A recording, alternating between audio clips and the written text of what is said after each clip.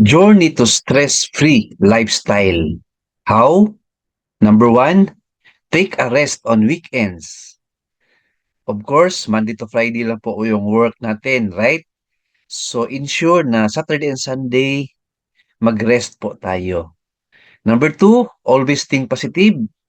Opo, kasi may mga mental health issue tayo, no? Yung iba, kaya sila ganyan kasi stress na sila. They always think negative and depressed sila and frustrated. So, para mawala yung stress na yan, always think positive. Number three, exercise. Opo, importante mag-exercise tayo physically and mentally. Kasi may iba dyan na stroke na kasi wala silang time na mag-exercise.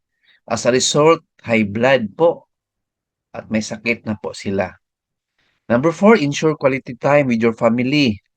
Opo, importante yan, no? May time tayo sa family after work. And number five, focus only to important task and delegate unimportant task. That's what we call Pareto principle. If you are familiar, yan ang ginagawa ng mga successful people.